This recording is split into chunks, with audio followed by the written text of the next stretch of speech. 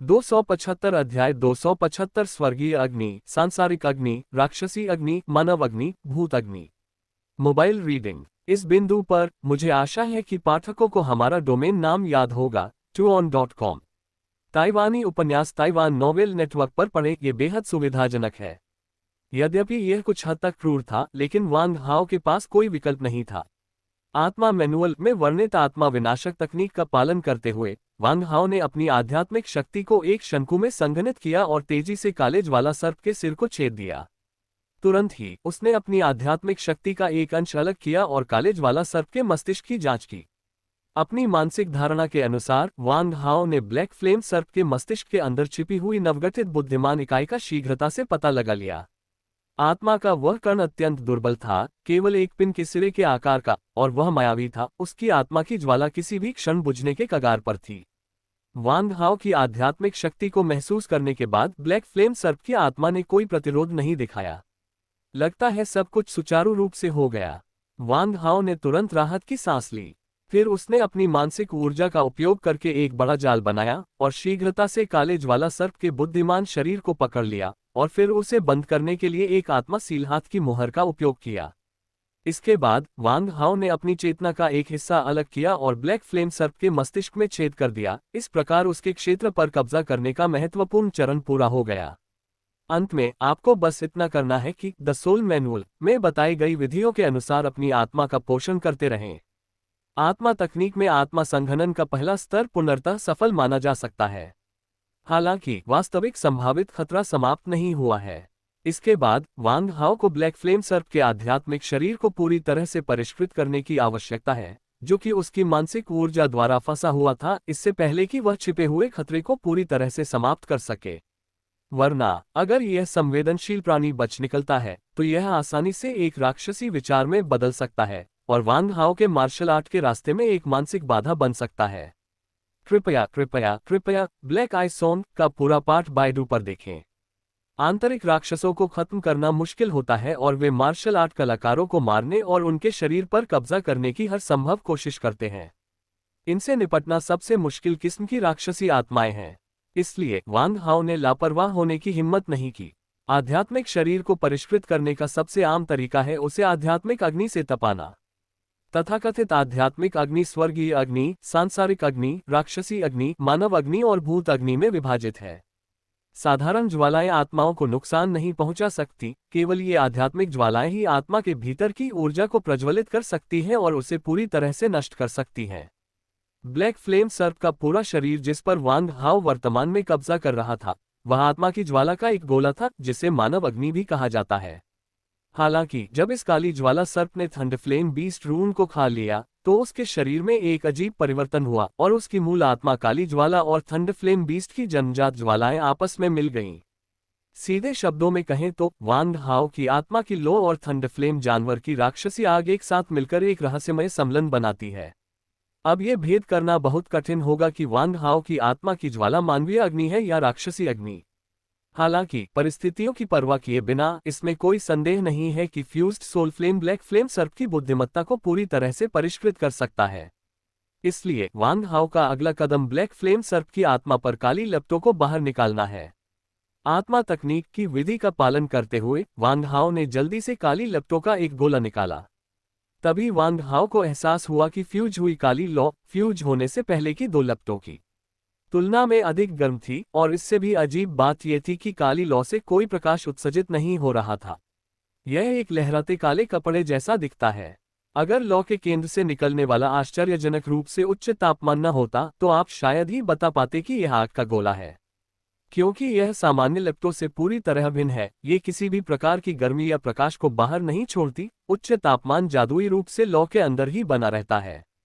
क्या अद्भुत अनुभूति है। वांग हाओ सोच ही रहे थे कि अचानक उनके दिमाग में एक साहसिक विचार आया और उन्होंने उस पर अमल भी किया। सबसे संपूर्ण और सबसे तेजी से अपडेट होने वाले उपन्यास देखने के लिए कृपया पिन खोजें। वास्तविक दुनिया में वांग हाओ की हथेलियों में अचानक दो काली लपटें प्रकट हुईं। जैसा कि उम्मीद थी, ये काम कर गया। वांग हाओ बहुत खुश हुआ। उसने देखा कि अगर उसके मन में कोई विचार है तो उसके शरीर से 100 मीटर के दायरे में कहीं भी जलती हुई काली लपटें दिखाई दे सकती हैं। और अब उसकी बाईं आंख थंडरफ्लेम बीस्ट की जन्मजात प्रतिभा की काली लपटों को उजागर करने का एकमात्र साधन नहीं थी। मिश्रित काली लपटें पहले की तुलना में अधिक आसान हैं तथा इनमें बहुत कम ऊर्जा की खपत होती है, साथ ही आत्मा की ऊर्जा की खपत भी नगण्य होती है। चून की काली लपटें विलय के बाद इतने अविश्वसनीय परिवर्तनों से गुजरी हैं, तो बैंगनी बिजली के बारे में क्या इसमें भी बदलाव आया है? अपने विचार को सत्यापित करने के लिए वांग हाओ ने आत्मा स्थान में अपने कॉलेज वाला सर्पात्मा क्लोन के माध्यम से अपने शरीर में निगले गए बैंगनी बिजली के रून के साथ संवाद करने का प्रयास किया। मैंने कई बार कोशिश की, लेकिन यह अभी भी विफल रहा। बैंगनी बिजली का उपयोग काली लौ की तरह आसानी से नहीं किया जा सकता। क्या ऐसा हो सकता है कि मैं इसका गलत इस्तेमाल कर रहा हूं? मैंने पहले भी बैंगनी बिजली छोड़ने के लिए अपनी दाहिनी आंख का इस्तेमाल किया था। क्या इसका मतलब यह है कि मुझे अब भी बैंगनी बिजली छोड़ने के लिए अपनी दाहिनी आंख का इस्तेमाल करना होगा? उसी विधि का पालन करते हुए जिसका उपयोग वांग हाओ ने पहले किया था, जब उन्होंने अपनी दाहिनी आंख के माध्यम से ब्लैक फ्लेम सर्प के आत्मा क्लोन के साथ संवाद करने के लिए बैंगनी बिजली को छोड़ा था। निश्चित रूप से पतली हवा से बैंगनी बिजली का एक बोल्ट प्रकट हुआ। फिर अपनी बाईं आंख के साथ उसी विधि का उपयोग करके वह सफलतापूर्वक बैंगनी बिजली को छोड़ने में सक्षम हो गया। काली ज्वाला की तरह बैंगनी बिजली भी बहुत कम ऊर्जा और नगण्य मात्रा में आत्मा ऊर्जा का उपभोग करती है जब इसका उपयोग किया जाता है। यह शायद आत्मा साधना की शक्ति है। क्यों साधक अक्सर अपनी आंतरिक ऊर्जा बहुत जल्दी समाप्त कर देते हैं, खासकर उन युद्ध तकनीकों में जिनमें बहुत अधिक ऊर्जा की खपत होती है। अक्सर एक ही अंतिम चाल के प्रयोग के बाद उनकी डेंटियम की ऊर्जा पूरी तरह से समाप्त हो जाती है। आत्मा साधना अलग है, प्रत्येक कौशल बहुत कम मौलिक बल और नगण्य आत्मिक ऊर्जा का उपभोग करता है। हालांकि क्यूई साधना की तुलना में आत्मिक ऊर्जा की पुनर्प्राप्ति डेंटियम में आदिम शक्ति की पुनर्प्राप्ति से कहीं अधिक कठिन है। आत्मा तकनीक में अपना प्रशिक्षण पूरा करने के बाद वांग हाओ ने शैटरिंग स्टार ब्लेड तकनीक में प्रशिक्षण लेना शुरू किया। शैटरिंग स्टार ब्लेड तकनीक सरल है, जिसमें केवल एक वार होता है, लेकिन यह एकल वार बहुत परिष्कृत है जो 9 क्षेत्रों में विभाजित है। पहले 3 स्तरों को छोटी सफलता माना जाता है, बीच के 3 स्तरों को बड़ी सफलता माना जाता है और सभी स्तरों को पूरा करना पूर्णता माना जाता है। पूरे इतिहास में हथियारों की रैंकिंग इस प्रकार रही है: तलवारें, भाले, फरसे, कुल्हाड़ी, हुक, कांटे। चाकू हमेशा से ही हथियारों की सूची में सबसे ऊपर रहा है। इस तथ्य के अलावा कि तलवार सबसे घातक हथियार है, ऐसा इसलिए भी है क्योंकि अधिकांश मार्शल कलाकार तलवार का उपयोग करना पसंद करते हैं। जितना अधिक लोग इसका उपयोग करेंगे, इसे सीखना उतना ही आसान होगा। हालांकि जिन्हें सचमुच तलवारबाज कहा जा सकता है, वे अत्यंत दुर्लभ हैं। चाकू का उपयोग करने वाले अधिकांश लोग केवल चाकू उपयोगकर्ता ही बन सकते हैं। यहां तक कि एल्डरमेन जैसे रहस्यमय गुरु भी खुद को तलवारबाज कहने का साहस नहीं कर सकते। पारंपरिक चाकू कौशल गति, सटीकता और निर्दयता पर जोर देते हैं। तेज, सटीक और निर्दयी होने के अलावा शैटरिंग स्टार ब्लेड तकनीक का सबसे महत्वपूर्ण पहलू वास्तव में शैटरिंग है। यहाँ टूटा हुआ शब्द का अर्थ उस कांच या पत्थर से नहीं है जिसके बारे में हम आमतौर पर बात करते हैं, लेकिन सतह पर प्रभाव समान है। दूसरे शब्दों में हसन सीएम की शैटरिंग स्टार ब्लेड तकनीक एक ही वार से हमला की जा रही वस्तु को चकनाचूर करने पर जोर देती है। आप जानते हैं, एक ही झटके में लकड़ी के टुकड़े को 2 टुकड़ों में विभाजित करना आसान है, लेकिन आप एक ही झटके में लकड़ी के टुकड़े को छोटे छोटे टुकड़ों में कैसे काट सकते हैं, और यह कैसे सुनिश्चित कर सकते हैं कि लकड़ी का प्रत्येक टुकड़ा एक ही आकार का हो? यह तो कठिन है। हालांकि ऐसी आवश्यकताएं केवल शैटरिंग स्टार ब्लेड तकनीक की शुरुआत है। आप पूछेंगे, दुश्मन को एक ही वार में क्यों न मार दिया जाए? उन्हें टुकड़े टुकड़े करने की इतनी जहमत क्यों उठाई जाए? दरअसल वांग हाओ भी पहले इस सवाल से उलझन में थे, लेकिन साधना तकनीक का परिचय पढ़ने के बाद वांग हाओ को अचानक समझ आ गया। यह तलवार तकनीक मनुष्यों या साधारण मांस और रक्त के लिए नहीं बनाई गई है, बल्कि ब्रह्मांड में किसी भी जीवित प्राणी के लिए बनाई गई है। उदाहरण के लिए machine race, rock race, elf race, demon race इत्यादि। कई शक्तिशाली जातियों की कमजोरियां मनुष्यों की तरह आसानी से नहीं पकड़ी जा सकती। वैक्स 6276 अध्याय 276 शैटरिंग स्टार ब्लेड तकनीक की दबंग प्रकृति। Mobile reading. ब्रह्मांड में विभिन्न जातियों के शक्तिशाली प्राणियों से लड़ते समय आप हर शत्रु जाति के महत्वपूर्ण बिंदुओं को नहीं जान सकते।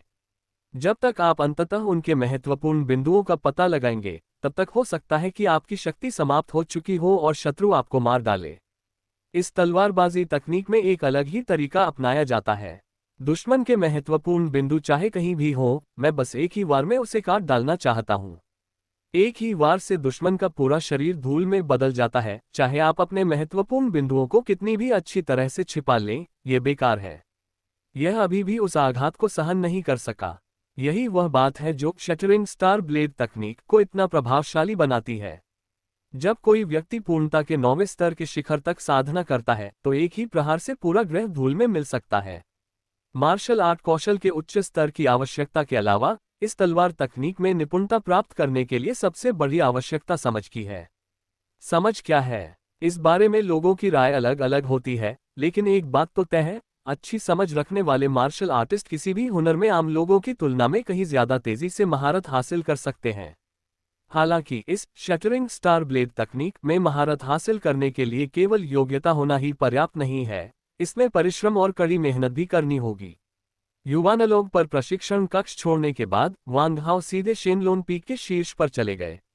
दिव्य ड्रैगन पैलेस के पीछे यह एक विशाल और समतल खुला स्थान है, जिसके दोनों ओर ऊंची पत्थर की दीवारें हैं। एक ओर पहाड़ से नीचे जाने वाला रास्ता है और दूसरी ओर एक चट्टान है। वांग हाओ यहाँ शटरिंग स्टार ब्लेड तकनीक की खेती करने की योजना बना रहे हैं और सहायक खेती सामग्री जो वह उपयोग करेंगे वह उनके सिर के ऊपर पूरी 1000 फुट ऊंची पत्थर की दीवार है। वांग हाओ को एजियो ड्रैगन रिंग में कई अच्छी क्वालिटी की बड़ी तलवारें मिली। अगर ये तलवारें धरती पर होती तो ये निश्चित रूप से खजाना होती और हर कोई इनके लिए लड़ता। लेकिन अब वांग हाओ के लिए ये सिर्फ पहाड़ तोड़ने और पत्थर काटने के औजार थे। वांग हाओ ने एक बड़े ब्लेड से चट्टानों को काटकर शटरिंग स्टार ब्लेड तकनीक का अभ्यास किया। सबसे पहले आपको चाकू खींचने की गति का अभ्यास करना होगा। वांग हाओ के वर्तमान कौशल स्तर के साथ वह प्रति सेकंड केवल 10 वार ही कर सकता है। तरबूज के आकार का एक पत्थर हवा में उछाले, फिर तेजी से चाकू निकाले, 1 सेकंड बाद रुक जाएं। अपनी चाकू की गति गिनने के लिए पत्थर पर जितनी बार वार करें, गिने। 3 दिनों के लगातार अभ्यास के बाद वांग हाओ ने अपनी चाकू मारने की गति को आश्चर्यजनक रूप से 20 गुना प्रति सेकंड तक बढ़ा लिया। इसका मतलब यह है कि यह 1 सेकंड में 20 बार पत्थर काट सकता है। हालांकि ऐसे परिणाम पर्याप्त नहीं हैं। आपको पता होना चाहिए कि शटरिंग स्टार ब्लेड तकनीक के पहले स्तर के लिए सबसे बुनियादी आवश्यकता 72 गुना की स्ट्राइक स्पीड है, तभी आप योग्य माने जाएंगे। दूसरे शब्दों में वांग हाओ अभी भी पहले स्तर से बहुत दूर है। मैं अपनी आक्रमण गति को तेजी से कैसे बढ़ा सकता हूँ? उस दिन वांग हाओ चट्टान के किनारे पर बैठा था और क्षितिज की ओर देख रहा था। लेकिन मुझे बचपन का वह समय याद आ रहा है जब मैं अंकल रॉब की इलेक्ट्रॉनिक्स फैक्ट्री में काम करता था। उस समय मैंने बिजली के उपकरणों की मरम्मत सीखना शुरू ही किया था और वहां फ्लाइंग सोल्डरिंग नाम की एक तकनीक थी जिसके लिए हाथों की बहुत तेज गति की जरूरत होती थी। 100 पिन वाली एक चिप को 1 मिनट के अंदर सटीक रूप से सोल्डर करना होता था, वरना सोल्डरिंग गन का तेज तापमान चिप के अंदरूनी हिस्सों को जला देता। वांग हाओ ने अपने हाथ की गति का अभ्यास करने में 1 महीना बिताया, लेकिन फिर भी वह इस बाधा को पार नहीं कर सके। फिर एक दिन अंकल रॉब ने वांग हाओ को कुछ बताया। तब से वांग हाओ ने इस वाक्य के आधार पर अपनी वेल्डिंग की गति को मास्टर स्तर तक सफलतापूर्वक सुधार लिया।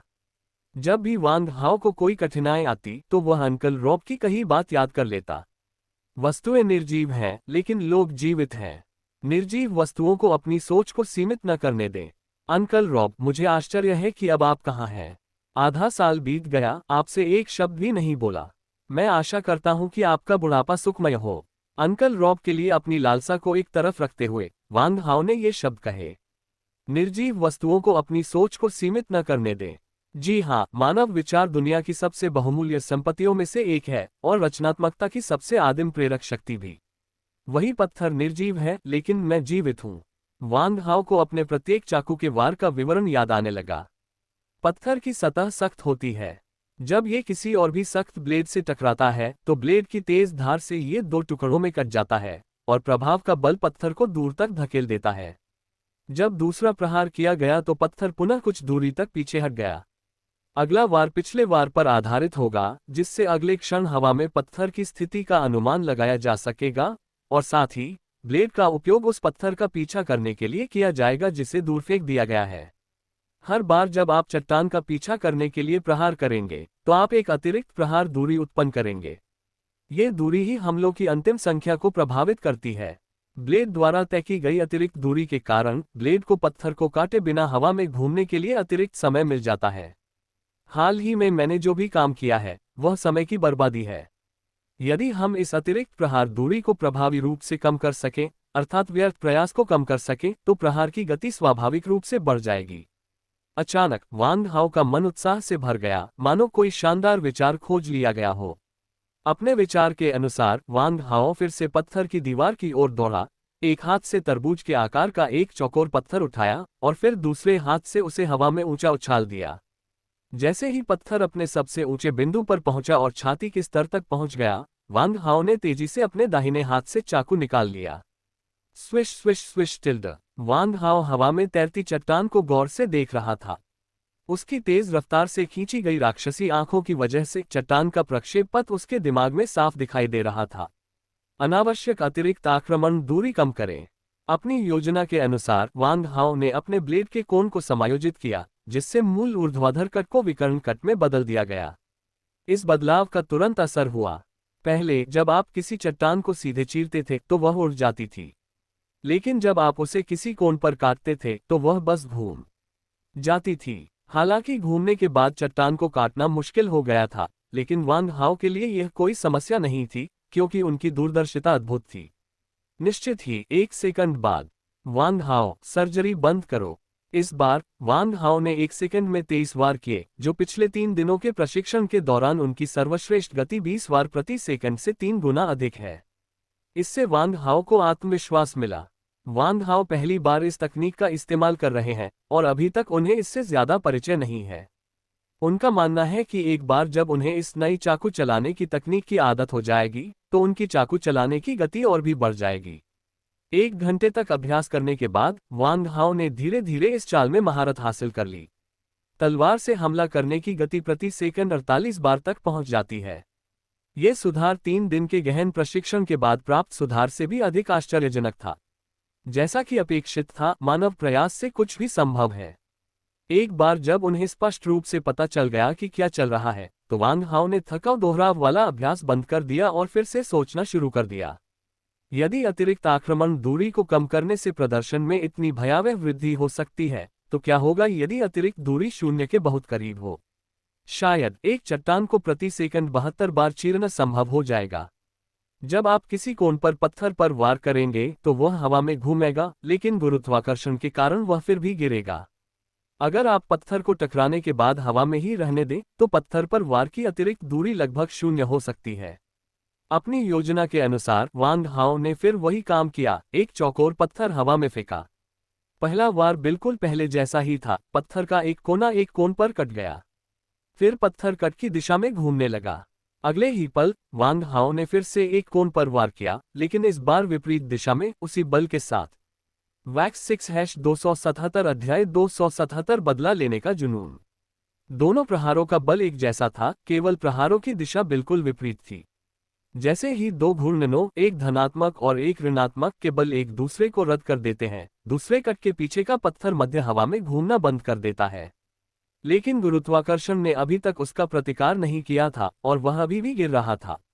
प्रयोग अंततः विफल रहा। हालांकि वांग हाओ ने घूमते हुए पत्थर को घूमने से सफलतापूर्वक रोक दिया, जिसे एक महत्वपूर्ण सुधार माना जा सकता है। तुरंत ही वांग हाओ ने सबसे उपयुक्त विधि खोजने के लिए अपने प्रहार की दिशा, पथ और कोण को लगातार संशोधित करना शुरू कर दिया। यह एक खेल की तरह है जो आपके धैर्य की परीक्षा लेता है, आपको बस प्रयास करते रहना है। प्रत्येक असफलता के बाद तब तक प्रयास करते रहें जब तक कि अंततः आप सफल न हो जाएं। एक दिन बाद कम से कम 100,000 बार प्रयास करने के बाद वांग हाओ को अंततः सफलता मिली। अब यदि एक चौकोर पत्थर हवा में फेंका जाए तो वांग हाओ अपनी तलवार से लगातार प्रहार करके उसे हवा में स्थिर रख सकता है।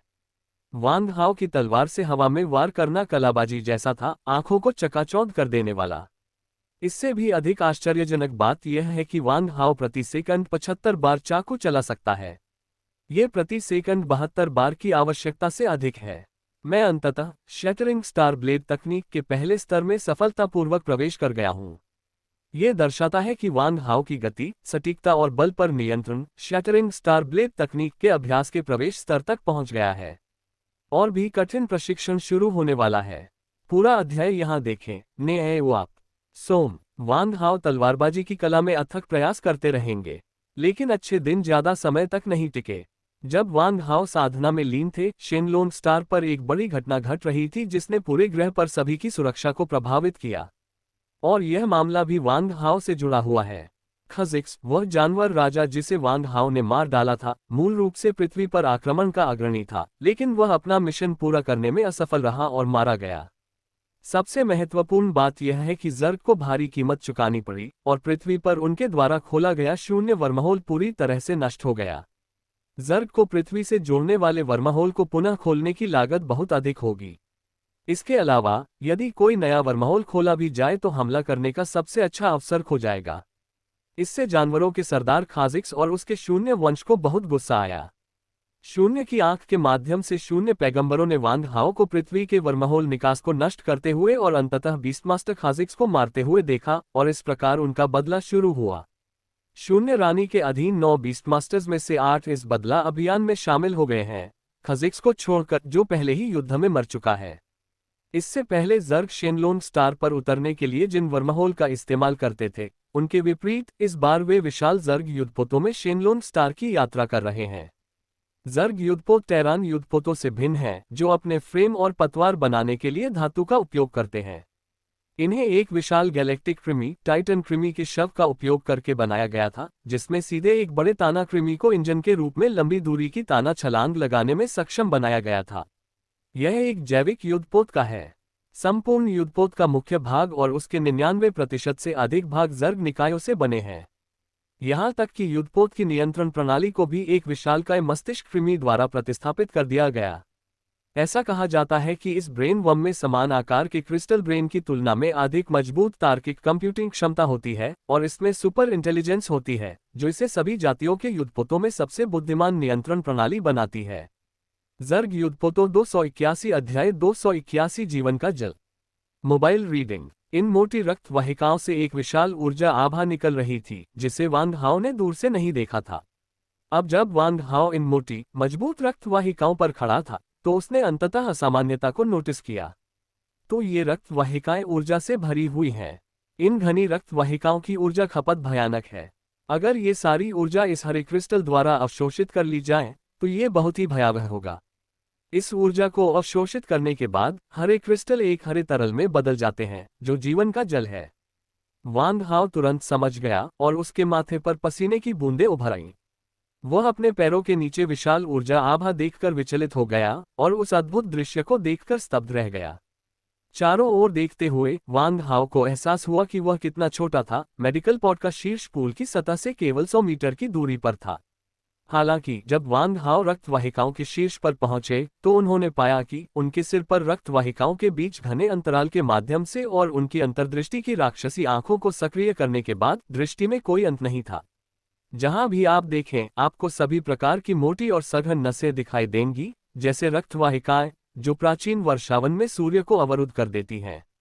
हमारे मानव शरीर कितने तुच्छ हैं, रक्त वाहिकाओं के इन विशाल नेटवर्क में धूल के कण के समान। इन विशाल संवहनी ऊर्जा नेटवर्कों से हवा में निकलने वाले ऊर्जा उतार चढ़ाव भयावह हैं। वांग हाओ सचमुच कल्पना नहीं कर सकते कि दुनिया में ऐसा कौन सा इंजन है जो इतनी विशाल ऊर्जा आपूर्ति प्रदान कर सकता है। यदि इसमें केवल ऊर्जा खदानों का ही उपयोग किया जाता, तो भी इतने विशाल युद्धपोत की प्रति घंटे ऊर्जा खपत कितनी भयावह होती। ऊर्जा की यह मात्रा संभवतः एक योद्धा के संपूर्ण जीवन प्रशिक्षण व्यय को पूरा करने के लिए पर्याप्त है। क्या ये युद्धपोत वास्तव में पूरी तरह से जर्ग निकायों से निर्मित है? ये बिल्कुल अविश्वसनीय है। वांग हाओ ने फुटबॉल के आकार के हरे क्रिस्टल को गौर से देखा। फिर वह नीले ड्रैगन रिंग से बाहर निकला। कॉकरोच वाले ने उसके टखने पकड़ लिए और उसे हवा में उल्टा लटका दिया। फिर अपने बाएं हाथ में एक मिश्र धातु का चाकू पकड़े हुए वह लटकती हुई रक्त वाहिका से हरे क्रिस्टल को खोदने के लिए तैयार हो गया। हालांकि जब वांग हाओ ने हरे क्रिस्टल को घेरने वाली रक्त वाहिका झिल्ली पर बलपूर्वक वार करने के लिए अपनी मिश्र धातु तलवार का इस्तेमाल किया, तो चिंगारियां फूट पड़ीं। ये संवहनी झिल्ली नरम दिखती है, लेकिन वास्तव में यह अविश्वसनीय रूप से मजबूत होती है। वांग हाओ ने बल बढ़ाने की कोशिश की और एक झटके से मिश्र धातु का युद्ध चाकू 2 टुकड़ों में टूट गया, जबकि रक्त वाहिका झिल्ली की सतह पर केवल एक उथला निशान रह गया। कितनी सख्त त्वचा। हाँ, जिक्स की त्वचा भी इस झिल्ली जितनी सख्त नहीं है। कोई अन्य विकल्प न होने पर वांग हाओ ने डोरान ब्लेड और डायमंड ब्लेड के बारे में सोचा। फिर उसने दोनों चाकू निकाले, एक एक हाथ में, और रक्त वाहिका झिल्ली को फिर से काटने की कोशिश की। इस बार काम ज्यादा आसानी से हो गया। डोरान के ब्लेड पर तीखे निशान उकेरे गए थे, जिससे ब्लेड और भी तेज हो गया, खासकर मांस काटते समय। हालांकि राक्षसी तलवार की सामग्री अज्ञात है, ये निश्चित रूप से एक दिव्य हथियार के समान है। वांग हाओ ने ऐसी कोई कठोर वस्तु नहीं देखी है जिसे ये राक्षसी तलवार काट न सके। हालांकि ये राक्षसी ब्लेड बहुत ज्यादा शोर कर रहा था। जैसे ही इसने रक्त वाहिका झिल्ली को छुआ, ब्लेड ने झिल्ली पर मौजूद जीवन तत्व को तेजी से सोखना शुरू कर दिया। घाव के पास हवा का एक धूसर भंवर बन गया, जो उसमें मौजूद जीवन तत्व को तेजी से निगल रहा था। युद्धपोत, या यूं कहें कि टाइटन वर्म के कुछ आंतरिक अंग और मांस संभवतः अभी भी जीवित थे, विशेष रूप से ऊर्जा परिवहन के लिए जिम्मेदार रक्त वाहिकाएं। क्षण भर में ही उस घाव के 10 मीटर के दायरे में, जहां राक्षसी ब्लेड ने गले को छेदा था, रक्त वाहिकाएं पूरी तरह सूख गईं और सूखे, बदबूदार सड़े हुए पदार्थ के ढेर में बदल गईं, सिवाय उस हिस्से के जो हरे क्रिस्टल में लिपटा हुआ था। बहुत अधिक शोर मचाने और गश्त कर रहे जर्ग को सतर्क करने से बचने के लिए वांग हाओ के पास अपनी राक्षसी तलवार को म्यान में रखने और काटने के लिए केवल डोरान के ब्लेड का उपयोग करने के अलावा कोई विकल्प नहीं था। 10 मिनट बाद वांग हाओ ने रक्तवाहिका से फुटबॉल के आकार के हरे क्रिस्टल को पूरी तरह से हटा दिया और फिर उसे एजियो ड्रैगन रिंग में फेंक दिया। सामान प्राप्त करने के बाद वांग हाओ भागने के लिए तैयार हो गया। लेकिन इससे पहले कि वे कुछ कदम ही आगे बढ़ते, अचानक उनके पैरों के नीचे की नसों से बड़ी संख्या में जर्ग योद्धा उभर आए। उन्होंने एक पल में वांग हाओ को घेर लिया। ये पता चला है कि ऊर्जा परिवहन के अलावा ये रक्त वाहिकाएं जर्ग योद्धाओं का परिवहन भी कर सकती हैं। इससे पहले वांग हाओ ने इस स्थिति पर ध्यान नहीं दिया था, लेकिन अब किसी कारण से वह अचानक कीड़ों के एक बड़े समूह से घिर गया। इनमें से अधिकांश कीड़े उड़ने वाले मेंटिस हैं और अधिकांश पूरी तरह से काले हैं, केवल कुछ ही पूरी तरह से चांदी के हैं और थोड़ी उच्च गुणवत्ता के हैं। काले रंग के उड़ने वाले मेंटिस, जिन्हें फेडरेशन के सैनिक आमतौर पर ब्लैक आयरन साइथस कहते हैं, ज्यादातर निम्न स्तर के बीस्ट सोल्जर के स्तर के होते हैं, जबकि चांदी के मेंटिस को सिल्वर साइथस कहा जाता है और ज्यादातर बीस्ट जनरल के स्तर के होते हैं। 1 महीने पहले अगर वांग हाओ का सामना इन कीड़ों से होता तो वह बिना भागने का मौका दिए ही मारा जाता। लेकिन अब चाहे कितने भी कीड़े आ जाएं, वांग हाओ के लिए ये सिर्फ कूड़े का ढेर है। डोरान के ब्लेड को जल्दी से एजियो ड्रैगन रिंग में फेंकने के बाद वांग हाओ ने लापरवाही से 2 मिश्र धातु युद्ध चाकू हासिल कर लिए। इन कीड़ों से निपटने के लिए 2 साधारण मिश्र धातु तलवारें पर्याप्त हैं। वांग हाओ अचानक हरकत में आया। उसने अपने ब्लेड से वार करके अपने बगल में मौजूद कॉकरोच जैसे जीव का सिर धड़ से अलग कर दिया। फिर उसने उसके मस्तिष्क में काली लपटें जला दी, जिससे उसकी आत्मा प्रज्वलित हो गई। कॉकरोच जैसे जीव का सिर और शरीर जमीन पर गिर गया और जमीन पर गिरने से पहले ही उसका पूरा सिर तेजी से सिकुड़ गया। उसके बाद उसका पूरा सिर काली ज्वाला में लिपट गया और वह शीघ्र ही जल गया, राख भी नहीं बची। इसके बाद वांग हाओ तेजी से ऊपर की ओर चढ़ने लगा। यदि आपका सामना किसी उड़ते हुए मेंटिस से हो जाए तो उसे अपनी तलवार से मार गिराएं, जिससे एक ही वार में दर्जनों वार हो सकते हैं। ऐसा लगता है कि इस तरह के तेज चाकू के वार वांग हाओ की आदत बन गई है। प्रत्येक वार आकस्मिक प्रतीत हुआ, लेकिन वांग हाओ ने वास्तव में इसे एक अभ्यास सत्र के रूप में लिया। 10 मिनट से भी कम समय में वांग हाओ ने कम से कम 100 काले लोहे के दराती मार गिराए थे। और इस समय चारों तरफ से बड़ी संख्या में कीड़े मकोड़े अभी भी झुंड बनाकर आ रहे थे। नहीं, हम ऐसे नहीं चल सकते। ये कीड़े बहुत ज्यादा हैं। हमें भागने का कोई रास्ता ढूंढना होगा। वांग हाओ ने अपनी 2 तलवारें लहराते हुए एक संकीर्ण खुले कोने में पीछे हटना शुरू कर दिया। अंततः वह एक ऐसे गलियारे में दाखिल हुआ जो केवल एक व्यक्ति की ऊंचाई पर था। कई काले लोहे के दरांती जो उसके पीछे आ गए थे, उन्हें मारने के बाद उनकी लाशों ने गलियारे को अवरुद्ध कर दिया। इसी समय वांग हाओ ने अवसर का लाभ उठाते हुए अपनी मिश्र धातु की तलवार रखी, डोलन का ब्लेड निकाला और तेजी से गलियारे की दीवार में 1 मीटर व्यास का एक छेद काट दिया। फिर वह रेंगते हुए उस छेद में घुस गया।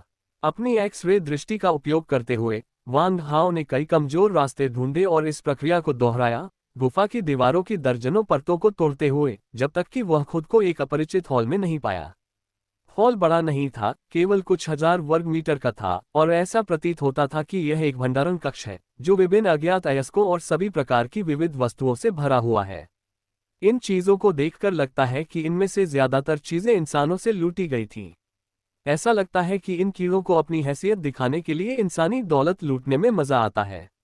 एक छोटा सा काला बैग, एक गॉस रेलगन, सैनिकों के लिए अलग अलग कवच, तरह तरह के सोने चांदी के गहने, तरह तरह के अनगिनत आग्नेयास्त्र, तरह तरह की लड़ाकू वर्दी, यूनिवर्स बैंक के सोने के कार्डों का एक विशाल ढेर। वैक्स 6282 अध्याय 282, जानवर राजा कास्का के विरुद्ध युद्ध। जमीन पर ढेर में पड़ी सभी विभिन्न वस्तुओं में एक बात समान थी, बिना किसी अपवाद के वे सभी मानव योद्धाओं द्वारा छोड़ी गई थीं। जमीन पर बिखरी हुई चीजों को देखकर वांग हाओ को कुछ दुख हुआ। इन वस्तुओं के मालिकों का जीवन असाधारण रहा होगा, जिसके बारे में अन्य लोग नहीं जानते। उन सभी का एक ही नाम है, नायक। गुमनाम नायक जिन्होंने जर्ग के विरुद्ध युद्ध के मैदान में अपने प्राणों की आहुति दे दी। उस क्षण वांग हाओ को अकथनीय दुख और आक्रोश का एक उफान महसूस हुआ। अगले ही पल उसने इस दबी हुई भावना को दबा दिया और सम्मानपूर्वक वस्तुओं के ढेर को एक मानक सैन्य सलामी दी। समारोह के बाद वांग हाओ ने सभी वस्तुओं को एजियो ड्रैगन रिंग में स्थानांतरित करना शुरू कर दिया। भले ही वे सभी ब्रह्मांड में फेंक दिए जाएं और तारों वाले आकाश में धूल बन जाएं, हमें इन नायकों द्वारा उपयोग की जाने वाली वस्तुओं को उन घृणित कीड़ों के लिए अपनी उपलब्धियों का प्रदर्शन करने की पूंजी कभी नहीं बनने देना चाहिए। जैसे ही वांग हाओ जमीन पर बिखरे हुए अनाम नायकों के सामान को इकट्ठा कर रहा था, एक विशालकाय प्राणी अचानक उसके सामने प्रकट हुआ। ऐसा लगा जैसे ये कहीं से प्रकट हो गया हो और वांग हाओ को प्रतिक्रिया करने का कोई समय ही नहीं मिला। वांग हाओ के सामने जो प्राणी प्रकट हुआ वह कोई और नहीं बल्कि 8 पशु राजाओं में से 5वां रैंक वाला हाथी भरिंग पशु राजा कास्का था। इस विशालकाय भरिंग के सिर पर एक लंबा घुमावदार सींग है और इसका कवच अंतरिक्ष युद्धपोत की मुख्य तोप की बमबारी को झेल सकता है, जिससे यह अविश्वसनीय रूप से रक्षात्मक हो जाता है। हे, तुम कमजोर इंसान, तुम मेरे खजाने की तिजोरी में कैसे घुस गए? ये पशु राजा स्तर का हाथी भरिंग मानव भाषा बोल सकता है, इसलिए इसकी बुद्धि स्पष्ट रूप से कम नहीं है। बहुत हो गई बकवास, मरने के लिए तैयार हो जाओ। वांग हाओ ने पहले ही डोरान ब्लेड और दानव ब्लेड थ्रोट सीलिंग ब्लेड निकाल लिया था और उसका आंकड़ा तेजी से विशालकाय हाथी बीटल जानवर राजा की ओर बढ़ गया, जो 30 मीटर से अधिक लंबा था। वांग हाओ पहले हमला करना चाहता था और दूसरे पक्ष की प्रतिक्रिया से पहले ही पहल करना चाहता था। विशालकाय घून बहुत बड़ा था, लेकिन वह तेजी से आगे बढ़ रहा था और अपने 8 विशाल पिछले पैरों से वांग हाओ के हमलों को आसानी से चकमा दे रहा था। हालांकि वांग हाओ ने आसानी से हार नहीं मानी। उसका शरीर पुनः आगे की ओर बढ़ा, उसकी गति तेजी से अपनी सीमा तक बढ़ती गई। वह जल्दी से भरिंग के नीचे तक गया, फिर अपनी भुजाएं ऊपर उठाईं और अपनी पूरी ताकत लगाकर दोनों चाकुओं को भरिंग के पेट में गहराई तक घुसा दिया। क्लिक करें टिल्ड। दोनों चाकू आसानी से भरिंग के पेट में घुस गए, लेकिन वह दृश्य जिसकी वांग हाओ ने भविष्यवाणी की थी, जहां राक्षसी तलवार द्वारा भरिंग का जीवन सार उन्मत्तता से चूसा जा रहा था, घटित नहीं हुआ। पता चला कि भरिंग का कवच बहुत मोटा था और वांग हाओ की 2 छोटी तलवारें अभी तक बाहरी कवच की सुरक्षा को भेद नहीं पाई थीं। हाँ, मैं तुम्हें पीसकर मांस की पैटी बना दूंगा। अचानक भरिंग का पूरा पेट तेजी से नीचे गिर गया और एक धमाके के साथ उसका शरीर, जो एक छोटे पहाड़ जितना लंबा था, जमीन पर गिर गया। पूरे शरीर का वजन 50 टन से कम नहीं है और तेजी से उतरने के बल के साथ बल 1 मिलियन पाउंड से कम नहीं है। दया वांग हाओ के लिए यह पर्याप्त नहीं है। वांग हाओ ने अपनी बाहें ऊपर उठाईं और भरिंग का पेट ऊपर उठाया। वह किसी पर्वत विहीन योद्धा की तरह था, जिसमें पहाड़ों को उखाड़ फेंकने की ताकत थी। उसने भरिंग को अपनी जगह पर मजबूती से पकड़ रखा था, उसे 1 इंच भी और नीचे दबने से रोक रहा था। इसे कीमा तो नहीं बनाया गया। जानवर राजा कास्का तुरंत चौंक गया। तभी वांग हाओ ने विशालकाय हाथी भरिंग को, जो एक छोटे पहाड़ जितना बड़ा था, दोनों हाथों से उठा लिया। उसने अचानक अपनी पूरी ताकत लगा दी, दोनों पैरों से जमीन को ऊपर उठाया और उसका पूरा शरीर जबरदस्त ताकत से फट पड़ा। आखिरकार उसने अपनी छाती में रोकी हुई सांस से ही विशालकाय हाथी भरिंग को ऊपर उठा लिया। यह दृश्य थोड़ा अतिरंजित है। वांग हाओ का छोटा शरीर एक विशालकाय भरिंग को दोनों हाथों से 10 मंजिला इमारत की ऊंचाई तक उठा रहा है, जिससे ऐसा दृश्य प्रभाव पैदा होता है जैसे एक चींटी एक हाथी को उठा रही हो। लेकिन इस समय वांग हाओ ने वास्तव में कुछ अविश्वसनीय किया। तुरंत वांग हाओ ने एक गहरी सांस ली, अपनी सारी ताकत अपनी बाहों में डाल दी और पहाड़ के आकार के हाथी भरिंग को रेत की बोरी की तरह फेंक दिया। एक जोरदार धमाके के साथ वांग हाओ ने घुन को 10 मीटर से अधिक दूर फेंक दिया, जो मोटी रक्तवाहिका अर्बुद की एक पंक्ति को तोड़ता हुआ अंततः दीवार के पास जाकर रुक गया। फिर वांग हाओ ने अपने आत्मा क्लोन को जुटाने का अवसर लिया और उसी विधि का पालन करते हुए, जिसका उपयोग उन्होंने फ्लड ड्रैगन परिवर्तन को जगाने के लिए किया था, अपनी आत्मा ऊर्जा का उपयोग करके अपने रक्त में छिपी फ्लड ड्रैगन शक्ति को जगाया। Click tilde. लगभग तुरंत ही वांग हाओ की लंबाई आधे सिर तक बढ़ गई, उसकी ऊंचाई 2 मीटर से अधिक हो गई, उसका पूरा शरीर शल्कों की घनी परत से ढका हुआ था तथा उसकी पीठ और जोड़ों से कांटे उग रहे थे। हथेलियां शल्कों से ढकी हुई थीं और नाखून आधे फुट लंबे काले पंजों में बदल गए थे। एक जोड़ी आंखें हल्के सुनहरे प्रकाश से चमक रही थीं, जिनके बीच में एक सीधा छेद था। ड्रैगन रूपांतरण बहुत ही कम समय में पूरा हो गया। वांग हाओ ने जब फ्लड ड्रैगन ट्रांसफॉर्मेशन पूरा कर लिया तो उसका रक्त और क्यूई बढ़ गया और एक आश्चर्यजनक आभा फूट पड़ी, जो तुरंत ऊर्जा की लहर की तरह आसपास के स्थान में फैल गई। इस समय वांग हाओ से निकलने वाली शक्तिशाली आभा जानवर राजा स्तर के हाथी भरिंग से कम नहीं थी। बड़ा कीड़ा, मर जा। जैसे ही उसने ये कहा, वांग हाओ, जिसने बार ड्रैगन रूपांतरण पूरा कर लिया था, ने अचानक अपनी गति भयानक स्तर तक बढ़ा दी। वह एक बवंडर या काली परछाई की तरह था, जो पल भर में 10 मीटर से ज्यादा दूरी तय करके सीधे भरिंग के सामने पहुंच गया। तुरंत ही उसके 2 तीखे पंजे सीधे भरिंग के चेहरे पर स्थित उसकी दोनों आंखों पर जा लगे। भरिंग वांग हाओ की गति के साथ नहीं चल पा रहा था, लेकिन उसकी प्रतिक्रिया तेज थी। इससे पहले कि वांग हाओ अपने पंजों से हमला कर पाता, उसने झट से अपनी पलकें बंद कर लीं। पशु राजा कास्का को अपनी सुरक्षा पर पूरा भरोसा था। उसे विश्वास था कि एक साधारण 8वें दर्जे के पशु राजा के लिए भी उसके मोटे कवच को भेदना कठिन होगा। यद्यपि इसकी पलकें अपेक्षाकृत पतली हैं, लेकिन इसकी रक्षात्मक क्षमताएं बीस्टमास्टर्स के बीच बिल्कुल बेजोड़ हैं। ये राजा स्तर का घुन इस बात से पूरी तरह आश्वस्त था। दुर्भाग्यवश इसका सामना वांग हाओ से हुआ। Bang bang tilde. लगभग एक साथ 2 आवाजें गूंजीं। वांग हाओ के हाथों ने भरिंग की पलकें भेद दी, जिससे उसकी दोनों आंखें चकनाचूर हो गईं। तुरंत वांग हाओ के दोनों पंजों के बीच से काले तरल की बड़ी बड़ी धाराएं फूट पड़ी, जिनमें से कुछ सीधे वांग हाओ के चेहरे और शरीर पर गिरी। आओ! जानवर राजा कास्का अपनी आंखें छिदवाए जाने के बाद क्रोधित हो गया। तुम नीच और नीच मानव हो, तुम शापित ब्रह्मांड के कचरे हो। तुमने मुझे अंधा करने की हिम्मत कैसे की? मैं, भगवान कास्का, शून्य प्राणियों का गौरव हूँ। मैं तुम्हारे जैसे नीच और कमजोर मानव से कैसे पराजित हो सकता हूँ? बस करो बकवास। ठीक है, मैं तुम्हें चुप रहने को कहता हूँ, वांग हाओ ने ठंडे स्वर में कहा, और जाओहाक फिर से उछल पड़ा। उसका पूरा शरीर एक बार फिर हवा में ऊंचा उठ गया। इस बार वह 30 मीटर से भी ज्यादा ऊंचा कूदा। उसका शरीर लगभग जानवर राजा कास्का की गर्दन के समानांतर था। जैसे ही उसने अपना लक्ष्य पहचान लिया, वांग हाओ ने नीचे उतरते ही अचानक दोनों पंजों से वार किया। अपने 2 तीखे पंजों से 6 काले निशान बनाने के बाद वांग हाओ ने भरिंग के सीने में लात मारी और फिर उसका शरीर उछलकर 50 मीटर से भी ज्यादा दूर उड़ गया। वांग हाओ ने अभी अभी जिस जगह पर अपने पंजों से हमला किया था, वह भरिंग की गर्दन थी।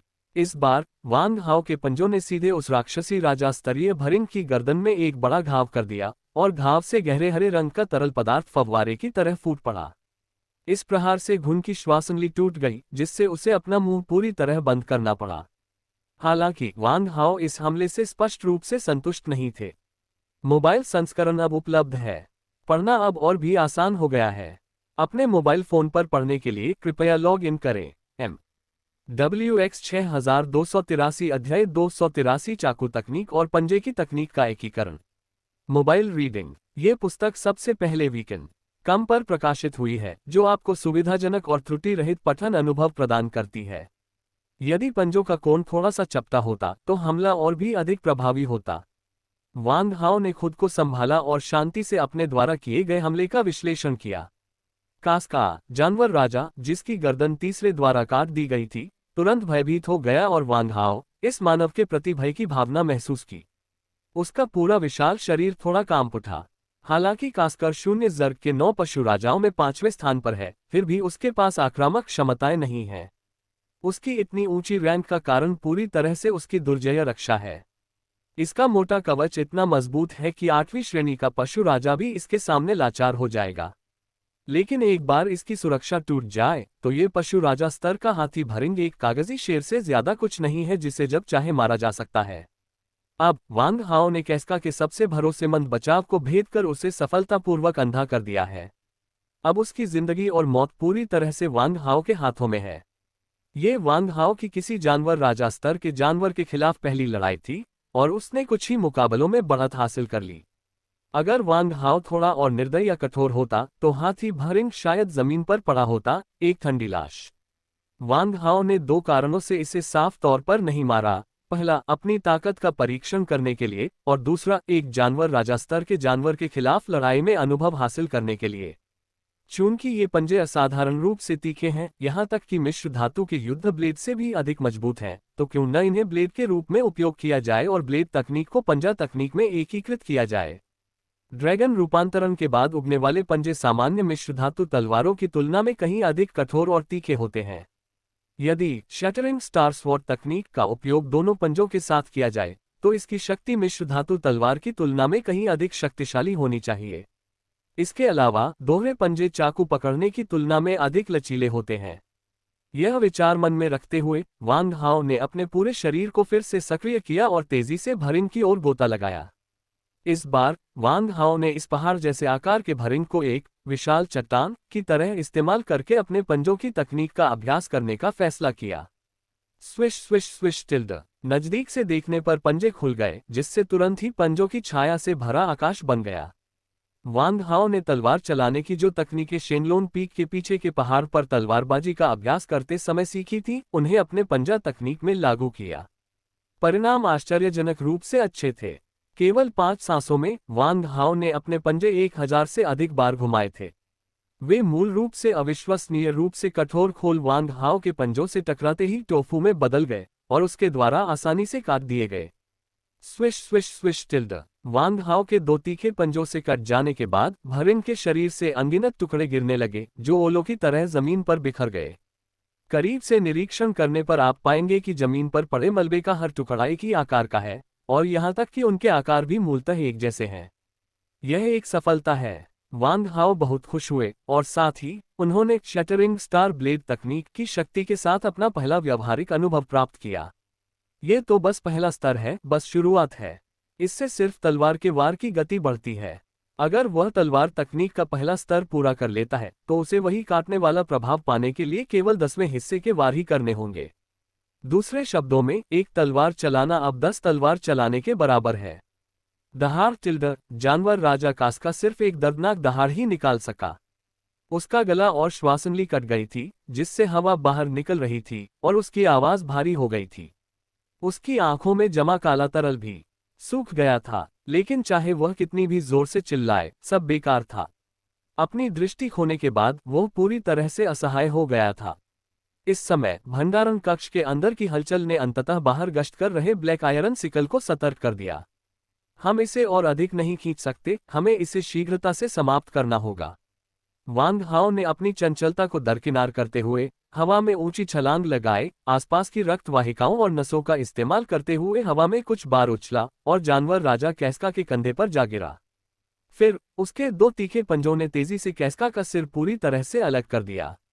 अचानक मेज के आकार का एक सिर 30 मीटर की ऊंचाई से नीचे गिरा। राजा स्तर का हाथी भरिंग मन ही मन आक्रोश से भरा हुआ मर गया।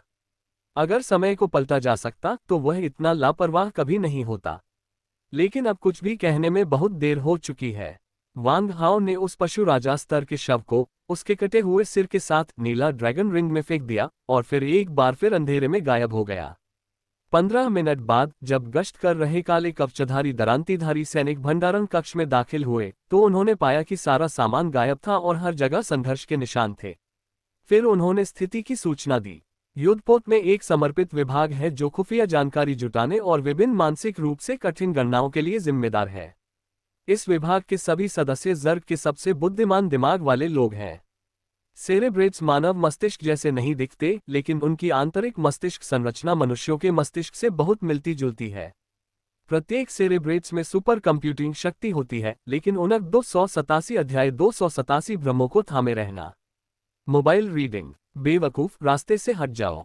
हताशा में वेईलैंड के पास जोर से चिल्लाने के अलावा कोई विकल्प नहीं था। वह वांग हाओ को वहां से जाने के लिए मजबूर करने की कोशिश कर रही थी। उस समय तेज गति वाले वांग हाओ ने पहले ही वेईलैंड का रास्ता रोक लिया था और स्टार स्पॉटेड टाइगर बीटल को रोकने के लिए अपनी बाहें फैला दी तथा नायक बनने और संकट में फंसी युवती को बचाने का प्रयास किया।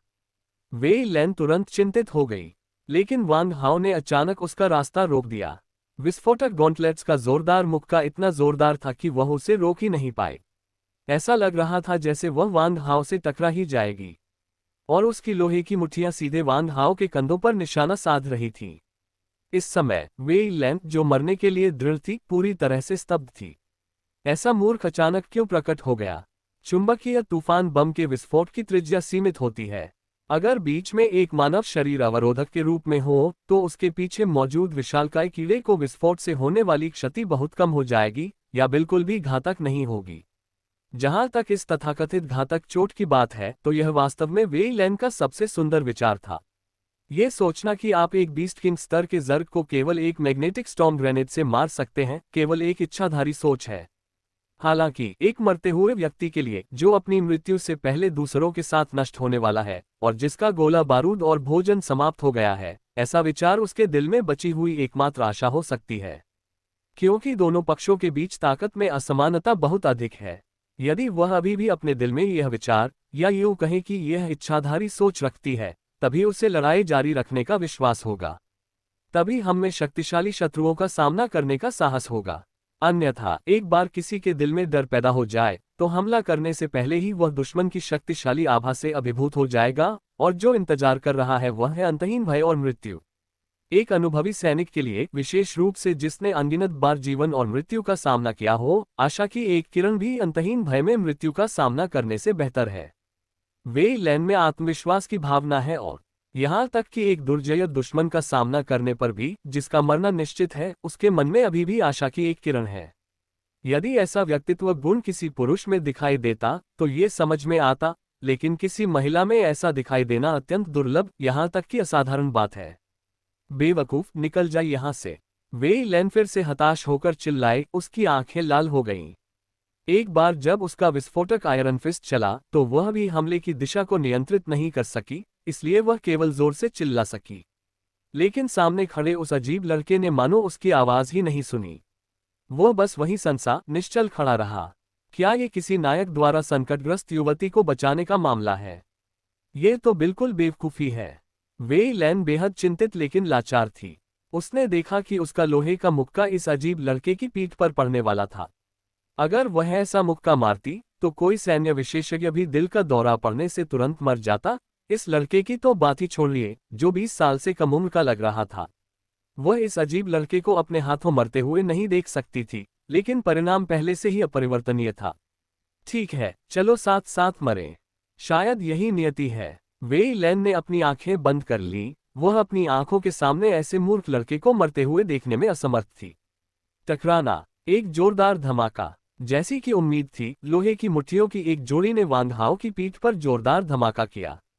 वेई लैन को आश्चर्य हुआ जब उसकी लोहे की मुट्ठियों ने ऐसा महसूस किया जैसे उन्होंने किसी पहाड़ पर प्रहार किया हो, और जिस दृश्य की उसने आशा की थी, मांस का क्षत विक्षत ढेर और खून के छींटे, वह घटित नहीं हुआ। इसके बजाय एक लड़के का अजीब सवाल उसके कानों में गूंज उठा। अरे औरत, क्या तुम मजाक कर रही हो? मैं तुम्हें बचाने आया हूं। तुमने मुझे इतनी जोर से क्यों मारा? उद्धरण चिन्ह। वांग हाओ ने पलटकर कहा। इस समय वेई लैन ठंडे पसीने से लथपथ हो गई। उसने आंखें खोली और उसकी पुतलियां थोड़ी सिकुड़ गईं। वह चिल्लाए, नीचे उतरो, मेरे शरीर पर रखा ग्रेनेड फटने वाला है। वांग हाओ के हाव भाव एक पल में ही बदल गए। फिर उसने अपनी एक्स-रे दृष्टि सक्रिय की और तुरंत देखा कि वेई लैन के बाईं और अंदर की जेब में सचमुच एक चुंबकीय तूफान ग्रेनेड लटका हुआ था, जिसका फ्यूज पहले से ही लगा हुआ था। ग्रेनेड अभी भी फुफकार रहा था और चिंगारी निकल रही थी, और यह किसी भी क्षण फट सकता था। हे भगवान, वांग हाओ ने गाली दी, फिर तुरंत आगे बढ़ा और अपने मिश्र धातु के चाकू से वेई लैन की सैन्य वर्दी के सारे बटन फाड़ दिए। फिर अपने दूसरे हाथ से वह भूत की तरह तेजी से वेई लैन की बाहों में पहुंचा और सक्रिय ग्रेनेड को एजियो ड्रैगन रिंग में फेंक दिया। वह क्षण बिजली के झटके और आग की लपटों के बीच घटित हुआ। इससे पहले कि वेई लैन कुछ प्रतिक्रिया दे पाती, उसने देखा कि उसके सामने खड़ा अजीब लड़का एक मिश्र धातु का चाकू निकाल रहा है, उसके कपड़े काट रहा है और फिर अंदर पहुंच रहा है। लेखक बीस्ट टिल्ड। तुरंत वेई लैन शर्मा गई और चिल्लाए, तुम बदमाश, तुम कमीने, मर जाओ। तुरंत ही एक विशाल स्टील के हाथ ने वांग हाओ के चेहरे पर थप्पड़ मारा। इस थप्पड़ ने एक औरत की सारी क्षमता को उजागर कर दिया। इससे पहले कि वांग हाओ कुछ प्रतिक्रिया दे पाता, उसने महसूस किया कि एक बड़ा सा हाथ उसके बाएं गाल पर आ रहा है। टकराना। मिट्टी के बर्तन के आकार का एक थप्पड़ सीधे वांग हाओ के चेहरे पर पड़ा, जो कि हाथ के आधे आकार का ही था। यह अविश्वसनीय रूप से ताज़ा लगता है। हालांकि इस व्यक्ति की त्वचा अब सुपर मिश्र धातु जितनी मोटी हो गई है और इस थप्पड़ ने उसके चेहरे पर लाल निशान भी नहीं छोड़ा है। दोनों के पीछे खड़ा चित्तीदार बाघ भरिंग असहाय होकर उन्हें एक दूसरे पर हमला करते, कपड़े फाड़ते और एक दूसरे के चेहरे पर थप्पड़ मारते देख रहा था और वह तुरंत क्रोधित हो गया। रुको, बच्चे, तुम कहां से आए हो? क्या ये सभी गश्त लगाने वाले सैनिक मूर्ख हैं? वे एक इंसान को यहाँ कैसे आने दे सकते हैं? लेकिन तुम बदकिस्मत हो कि मुझसे मिले, बाघ राजा। तुम दोनों मेरा भोजन बनोगे, हे टिल्ड। विशालकाय कीड़ा अपने दिवास्वप्नों में खोया हुआ था, तभी वांग हाओ ने अचानक अपनी चाल चली। शैटरिंग स्टार ब्लेड तकनीक का पहला स्तर। वांग हाओ का मिश्र धातु युद्ध ब्लेड एक खुले सुनहरे ड्रैगन की तरह एक चमकदार सुनहरे प्रकाश में बदल गया और विशाल सितारा चित्तीदार बाघ बीटल की ओर बढ़ गया। वांग हाओ ने पहले ही कदम से अपनी पूरी ताकत लगा दी। प्रकाश की एक चमकदार सुनहरी किरण हवा में फैल गई और अपने पीछे अराजक चमकदार प्रकाश का एक निशान छोड़ गई। पलक झपकते ही वांग हाओ ने 357 वार कर दिए। तुरंत ही संपूर्ण मिश्र धातु युद्ध तलवार अनेक टुकड़ों में टूट गई तथा एक के बाद एक कई चटक ध्वनियां होने लगी, जिससे वह पूरी तरह से अनुपयोगी हो गई। ये दृश्य देखकर जानवर राजा टाइगर पावर अचानक हंसने लगा। गह गह गह गह, मानव, तुम्हारा टूटा हुआ चाकू मेरे कठोर कवच को कैसे भेद सकता है? मनुष्य वास्तव में मूर्ख प्राणी है। लेकिन चित्तीदार बाघ भरिंग के हंसने के कुछ ही देर बाद भरिंग से बर्फ के टूटने जैसी एक अजीब सी आवाज आई। तुरंत ही सुनहरे धब्बों से सजे काले कवच पर बारीक दरारें तेजी से फैल गईं और फिर काले कवच के अनगिनत छोटे टुकड़े भूसी की तरह गिरने लगे। पलक झपकते ही स्टार स्पॉटेड टाइगर बीटल का पूरा कवच पूरी तरह से चकनाचूर हो गया और कवच के टुकड़े जमीन पर गिर गए। इस बीस्ट किंग स्तर के स्टार स्पॉटेड टाइगर बीटल को दोबारा देखने पर ऐसा लगता है जैसे यह एक मुर्गे जैसा है जिसके सारे पंख नोचे हुए हैं। इसके खोल के टूटने के बाद इसका पूरा शरीर बाहर निकल आया तथा वसा और प्रोटीन युक्त त्वचा की परतें हवा में फैल गईं, बिल्कुल नर्म रोएदार मल के ढेर की तरह। अजीब बात यह है कि मांस के उस ढेर की सतह चमकीली पीली थी, बिल्कुल मल की तरह। वैक्स 6-288 अध्याय 288 एक प्रहार से रक्षा टूट जाती है। वे लैन अविश्वास से आंखें फाड़कर देखता रहा। क्या मैं कुछ देख रहा हूं? वे लैन को विश्वास नहीं हो रहा था कि यह लड़का, जो 20 साल का भी नहीं था, ने इस राक्षस राजा स्तर के विशालकाय कीड़े के कठोर कवच को सिर्फ एक ही झटके में चकनाचूर कर दिया था। यह ध्यान रखना जरूरी है कि बीस्ट किंग स्तर के जर्ग का कवच इतना मजबूत है कि 10 लाख पाउंड के बल से भी उसे कोई नुकसान नहीं होगा। थर्मल हथियारों और लेजर तोपों का सामना करना तो बच्चों का खेल है। हालांकि उसके सामने खड़े एक युवा लड़के ने एक साधारण मिश्र धातु की तलवार से उसे चकनाचूर कर दिया। इसके अलावा ये किसी एक टुकड़े को तोड़ने के बारे में नहीं है। इसके बजाय इसके पूरे कवच को तोड़ दो। ऐसी अद्भुत तलवारबाजी और इतना छोटा लड़का संभवतः पूरी आकाशगंगा में भी दुर्लभ है। वह असल में कौन है और उसे मेरे साथ क्यों पकड़कर इस जर्ग युद्धपोत पर लाया गया? अचानक वे लैन के मन में कई सवाल उठे। वांग हाओ पहले ही हाथी भरिंग से निपटने में कामयाब हो चुका था, जो रक्षा के मामले में 8 पशु राजाओं में से 5वां सबसे मजबूत पशु राजा था, इसलिए उसके सामने ये स्टार स्पॉटेड टाइगर भरिंग उसका मुकाबला नहीं कर सका। ये चित्तीदार बाघ भरिंग अपने शरीर से स्रावित 3 प्रकार के बलगम का उपयोग करके हमला करता है। एक काला बलगम जो सबसे कठोर सिंथेटिक कार्बन नैनोफाइबर से भी अधिक शक्तिशाली होता है, एक लाल संक्षारक द्रव जो किसी भी ठोस पदार्थ को आसानी से संक्षारित कर सकता है, और एक हरा द्रव जो काले द्रव को घोलकर लाल द्रव की संक्षारकता को निष्क्रिय कर देता है। इसके अलावा ये हरा द्रव एक शक्तिशाली तंत्रिका संवेदनाहारी भी है। वांग हाओ ने जल्दी से एजियो ड्रैगन रिंग से एक मिश्र धातु युद्ध तलवार निकाली। उसके चेहरे पर एक शांत और संयमित भाव दिखाई दे रहा था। जैसा कि कहा जाता है, अभ्यास से सिद्धि मिलती है। अब जबकि वांग हाओ ने व्यक्तिगत रूप से एक पशु राजा स्तर के प्राणी को मार डाला है, तो स्वाभाविक रूप से अब वह इस विशालकाय कीड़े के प्रति भय नहीं दिखाता, जो कि एक पशु राजा स्तर का प्राणी भी है, जैसा कि वह तब दिखाता था जब वह एक नौसिखिया था। अचानक चित्तीदार बाघ भरिंग उन्मादपूर्ण ढंग से चिल्लाया, तुम क्या तुम ही वह इंसान हो जिसने कास्का को मारा था? तुम यहाँ कैसे आए? स्टार स्पॉटेड टाइगर बीटल की आंखों में डर का भाव दिखाई दे रहा था और उसकी मोटी मांसल त्वचा जेली की तरह कांप रही थी। हाँ, सिर्फ कांस का ही नहीं बल्कि एक और कीड़ा भी जिसके सिर पर एक बड़ी छड़ी थी, जिसका मैंने ध्यान रखा था। तुम्हें गिनने पर यह तीसरा कीड़ा हुआ। वांग हाओ ने उंगलियों पर गिनती की। वांग हाओ के आत्मविश्वास और निडर व्यवहार को देखकर चित्तीदार बाघ भरिंग और भी अधिक भयभीत हो गया। असंभव, ये कैसे हो सकता है? सबसे बड़ा भाई भी पांचवें भाई की रक्षा सीमा को भेद नहीं सका। तुम एकमात्र चौथे दर्जे के योद्धा उसे कैसे मार सकते हो? तुम झूठ बोल रहे हो। तुम इंसान सबसे चालाक हो। तुम निश्चित रूप से झूठ बोल रहे हो। मानो या ना मानो, तुम भी जल्द ही नरक में जाओगे। एक बार तुम नरक में पहुंच गए तो तुम अपने दोस्तों से अपने लिए पूछ सकते हो। जैसे ही वांग हाओ ने यह बात कही, उसने एक और हमला शुरू कर दिया। इस बार वांग हाओ एक ही वार में मारने के लिए तैयार है। लेकिन जैसे ही वांग हाओ ने एक कदम बढ़ाया, उसका अगला पैर अभी बाहर ही निकला था कि उसका पिछला पैर फर्श पर अटक गया और वह उसे हिला नहीं सका। अचानक आसमान से काले चिपचिपे तरल का एक बड़ा ढेर गिरा, जिसने वांग हाओ को पूरी तरह से अपनी चपेट में ले लिया। हे इंसानों, मर जाओ। एक बार तुम मेरे सुपर गोंद से चिपक गए तो एक जानवर राजा भी बिना किसी चोट के मुक्त नहीं हो पाएगा। ये परिचित दृश्य देखकर वेई लैन के दिल में अभी अभी जगी आशा की किरण तुरंत चकनाचूर हो गई। आप देख सकते थे कि वांग हाओ पूरी तरह से चिपचिपे तरल के एक बड़े गुच्छे में ढका हुआ था, बिल्कुल जेली में डूबी हुई मक्खी की तरह। अचानक वांग हाओ को लगा जैसे उसकी सांस रुक रही हो और उसका पूरा शरीर जड़ हो गया हो, मानो उसका शरीर जकड़ा हुआ हो। चाहे उसने कितनी भी ताकत लगा ली हो, वह अपने शरीर को बांधे हुए काले गोंद को नहीं तोड़ पा रहा था। और तो और, जितना ज्यादा वह संघर्ष करता उतना ही ज्यादा जकड़ा हुआ महसूस करता। मुझे क्या करना चाहिए? क्या मैं ऐसे ही घुटता रहूंगा? मैं अंबर का नमूना नहीं बनना चाहता। वांग हाओ ने मन ही मन सोचा और कोई हल ढूंढने के लिए दिमाग दौड़ाया। एक पल में वांग हाओ को ब्लैक फ्लेम का ख्याल आया। तुरंत ही वांग हाओ के मन में एक विचार आया और उसके सामने पतली हवा से काली ज्वाला का एक गोला प्रकट हुआ। वांग हाओ के मानसिक नियंत्रण में छोटी सी लौ तेजी से उस काले चिपचिपे पदार्थ की ओर बढ़ गई जो वांग हाओ के शरीर से चिपका हुआ था। Sizzle tilde. तुरंत ही पूरे कमरे में एक तीव्र तीखी गंध भर गई।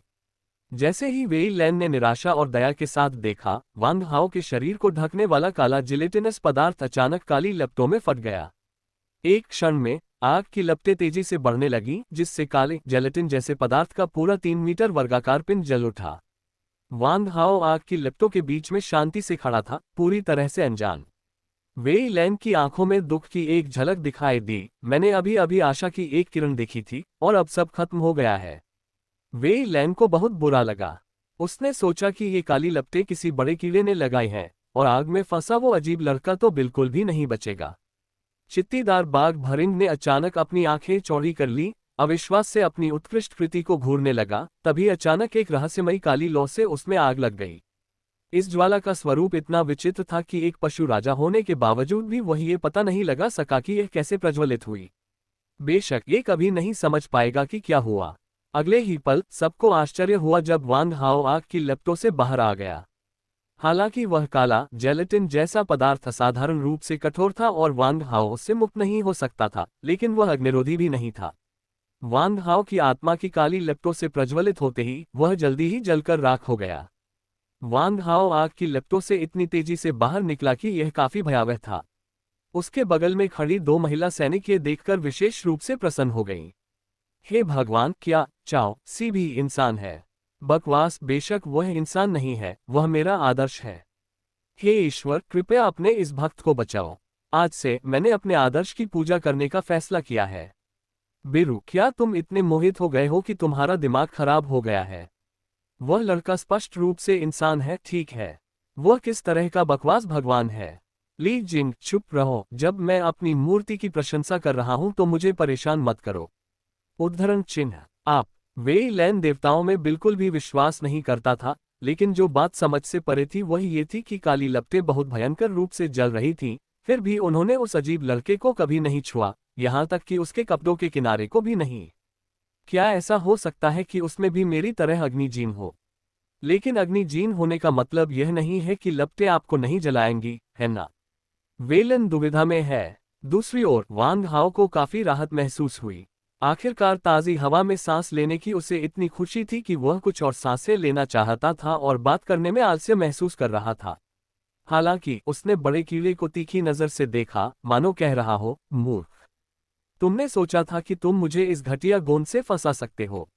अब जब मैं आजाद हूं तो तुम बड़े कीड़े मरने के लिए तैयार हो जाओ। तुम ये कैसे संभव है? इस काली लौ का कोई तापमान नहीं है, ये बर्फ की तरह ठंडी है, यह मेरे सुपर ग्लू को कैसे जला सकती है? ये सुपर ग्लू 10,000 डिग्री सेल्सियस तापमान सहन कर सकता है, ये कैसे संभव है? यह एक भ्रम है, यह एक भ्रम ही होना चाहिए। 0-289 अध्याय 289 कॉलेज वाला सर्प की अद्भुत क्षमताएं। Mobile reading. हे यह नकली होना चाहिए। मनुष्य सबसे पाखंडी और चालाक लोग हैं, यह एक भ्रम होना चाहिए। चित्तीदार बाघ भरिंग को अभी भी विश्वास नहीं हो रहा था कि उसकी आंखों के सामने क्या हो रहा है। वह वास्तव में तेजी से वांग हाओ की ओर बढ़ा और फिर काली लौ को छूने के लिए अपनी मोटी बांह को आगे बढ़ाया। ताइवानी उपन्यास ताइवान नोवेल नेटवर्क पर खोजें TV.TV पर शुभकामनाएं। वांग हाओ ने शुरू में इसे रोकना चाहा, लेकिन फिर उसने सोचा कोई बात नहीं, चूंकि यह बड़ा कीड़ा आग से खेलने और जलने के लिए इतना उत्सुक है, इसलिए मैं इसकी इच्छा पूरी करूंगा। तभी वांग हाओ ने शरारत भरी मुस्कान दी। स्रोत पिंशु.com। एक विचार के साथ काली ज्वाला अचानक भड़क उठी और 10 फुट से भी ज्यादा ऊंचे काले अग्निसर्प में बदल गई। फिर उसने अपना विशाल मुंह खोला और उस विशालकाय कीड़े को पूरा निगल लिया। विशालकाय कीड़े के चेहरे के भाव एकदम बदल गए। वह विशालकाय सांप के अचानक प्रकट होने से चौंका, लेकिन फिर उसे एहसास हुआ कि सांप में तो जीवन के कोई लक्षण ही नहीं है। अचानक वह जोर से हंस पड़ा। हे मुझे पता था, ये सब भ्रम है। इंसान सबसे पाखंडी लोग हैं, सब दिखावा। उन्हें लगता है कि वे मुझे, बाघ राजा, एक नकली सांप से डरा सकते हैं। हे लेकिन चित्तीदार बाघ भरिंग की हंसी ज्यादा देर तक नहीं रुकी। तुरंत ही हंसी एक दर्दनाक चीख में बदल गई। गर्जना टिल्डर असंभव, ये कैसे संभव है? मेरा शरीर पिघल रहा है। आह, मेरी आत्मा भी पिघल रही है। उद्धरण चिन्ह। एक पल में विशालकाय जानवर के आकार का तारा चित्तीदार बाघ भरिंग काले ज्वाला सर्प द्वारा पूरी तरह से भस्म कर दिया गया, राख तक नहीं बची। इसके अलावा भरिंग की मृत्यु से पहले उसके आत्मिक स्थान में जो आत्मिक ऊर्जा का अंश था, वह व्यर्थ नहीं गया, वह सब काले ज्वाला सर्प द्वारा अवशोषित कर लिया गया। इसके बाद एक असंबंधित विज्ञापन आता है, बायडू इक्सिर है यान गे, अगले अध्याय का मुफ्त पॉप-अप दृश्य नहीं। तुरंत ही काली ज्वाला सर्प तेजी से सिकुड़ गई, अंततः हथेली के आकार तक सिकुड़ गई और अचानक वांग हाओ के सिर के पीछे घुस गई। तुरंत ही वांग हाओ ने अपने आत्मिक स्थान में एक उछाल महसूस किया। आत्मिक ऊर्जा एक प्रचंड तूफान की तरह भयानक थी और पूरे आत्मिक स्थान में आत्मिक ऊर्जा इतनी घनी थी कि यह भयानक थी। इस बीच वांग हाओ का आत्मा क्लोन छोटा काला सांप प्रसन्नता से इस विशाल आत्मा ऊर्जा को अवशोषित कर रहा था। वांग हाओ अवाक रह गया। मैंने कभी नहीं सोचा था कि सोल ब्लैक फ्लेम में ऐसी चमत्कारी क्षमता है, जो वास्तव में दुश्मन की आत्मा ऊर्जा को भस्म करने में सक्षम है। इस समय वांग हाओ को अचानक पछतावा हुआ। उसे हाथी भरिंग को मारते समय ही काले ज्वाला सर्प को बुला लेना चाहिए था, वरना उसने इतनी आत्मिक ऊर्जा बर्बाद नहीं की होती। बस मजाक कर रहा हूं, यह एक जानवर राजा की आत्मा है। वांग हाओ की आत्मा अभी कमांडर स्तर के शिखर पर है। अगर वह इस बीस्ट किंग स्तर की आत्मा ऊर्जा को अवशोषित कर ले तो वह फिर से आगे बढ़ सकता है और समय से पहले 7वें क्रम के बीस्ट किंग स्तर की आत्मा तक पहुंच सकता है। जानवर राजा का स्तर एक मानव 7 सितारा योद्धा या एक उल्का स्तर के पावरहाउस के बराबर है। हालांकि जीवन में पीछे लौटना संभव नहीं है। आत्मा स्थान के भीतर ब्लैक फ्लेम सर्प क्लोन ने स्टार स्पॉटेड टाइगर बीटल की आत्मा ऊर्जा को भस्म करना शुरू कर दिया। हालांकि वांग हाओ का असली रूप उसके सामने 3 सुंदरियों को बड़ी दिलचस्पी से देख रहा था। देवियों, क्या आप कृपया मुझे अपनी पहचान बता सकती हैं और यह भी कि आप इस जर्ग युद्धपोत पर क्यों हैं? मेरा नाम ली जिंग बिरो है। दोनों सुंदरियां लगभग एक साथ बोलीं। अप्रत्याशित रूप से वेई लैन ने पहले टोका, चुप रहो, उससे मत बताना। वह जर्ग का जासूस हो सकता है। ये सब हमारा विश्वास जीतने और संघीय सैन्य रहस्यों को उजागर करने के लिए हमें धोखा देने की एक चाल थी। अगर तुम बोलोगी तो इसे लीक माना जाएगा, जो संघीय नियमों के अनुसार राजद्रोह है। वेई लैन के शब्द बर्फ के पानी की बाल्टी की तरह थे, जिसने तुरंत हवा का तापमान हिमांक बिंदु तक कम कर दिया। दोनों भोली लड़कियों ने एक दूसरे को देखा, फिर वांग हाओ को संदेह से देखा और एक साथ पूछा, क्या तुम जासूस हो? तीनों की बातचीत सुनकर वांग हाओ तुरंत उलझन में पड़ गया। ऐसा लग रहा था कि इन लोगों को उस पर जर्ग का जासूस होने का शक था। लेकिन फिर क्या जर्ग के जासूस इतने खूबसूरत दिखते हैं? तुम लोगों को शक है कि मैं एक जर्ग हूं? क्या तुम सब इस विशालकाय कीड़े से बुरी तरह डर गए हो? मैं एक जीवित, सांस लेने वाला इंसान हूँ। जियांगन शहर, पृथ्वी में पैदा हुआ। जियांगन नंबर 3 हाई स्कूल में कक्षा 3, ग्रेड 12 का छात्र हूँ। मेरी पहचान एक्स है। अगर तुम्हें मेरी बात पर विश्वास नहीं है तो तुम जांच कर सकती हो। सच में, मैंने दया करके तुम्हें बचा लिया और तुम पर जर्ग जासूस होने का गलत आरोप लगाया गया है। मुझे सच में नहीं पता कि तुम लड़कियां क्या सोच रही हो। वांग हाओ थोड़ा नाराज हुआ, लेकिन फिर उसने सोचा, जब दूसरा व्यक्ति लड़की हो तो आप क्या कर सकते हैं? माँ कहती है कि लड़कों को लड़कियों का ख्याल रखना चाहिए। पृथ्वी, हाई स्कूल की छात्रा वेई लैन ने खुद से कहा। उसके चेहरे पर तुरंत आश्चर्य की झलक दिखाई दी। हालांकि अन्य दो लड़कियों ने वांग हाओ के उत्तर पर अधिकतर विश्वास कर लिया और तुरंत मुस्कुरा दी। अरे हैंडसम, क्या तुम हमारे कपड़ों से यह काला चिपचिपा पदार्थ हटाने में हमारी मदद कर सकते हो? प्लीज, ली जिंग ने दयनीय भाव से विनती की। हाँ प्यारे भाई, कृपया जल्दी करो और मेरी मदद करो। मेरे शरीर का निचला हिस्सा बहुत असहज है।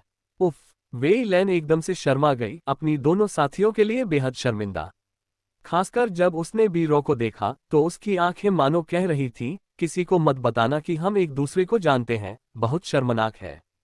हालांकि वांग हाओ हमेशा से ही बेखबर था और उसने इस बारे में ज्यादा नहीं सोचा। उसने अपनी आत्मा की काली ज्वाला को बुलाया, जो तुरंत दो छोटे काले ज्वाला सांपों में बदल गई और ली जिंग और बी रॉ से चिपके सारे काले गोंद जैसे पदार्थ को जलाकर राख कर दिया। वैसे प्यारे भाई, तुम्हारा नाम क्या है? तुम इस जर्ग युद्धपोत पर क्यों हो? बी रॉ ने अपनी दो चमकदार नीली आंखों से वांग हाओ को घूरा। बायोरे का मूल यूरोपीय है। उसके लहराते भूरे घुंघराले बाल, लंबी पलकें और गहरी और मनमोहक नीली आंखें हैं। उसके नाजुक चेहरे और गोरी गुलाबी त्वचा एशियाई लोगों में दुर्लभ है। मेरा नाम वांग हाओ है। मैं कॉलेज प्रवेश परीक्षा की प्रतिभा चयन प्रतियोगिता में भाग ले रहा था, जब मुझे जर्ग के आक्रमण का सामना करना पड़ा।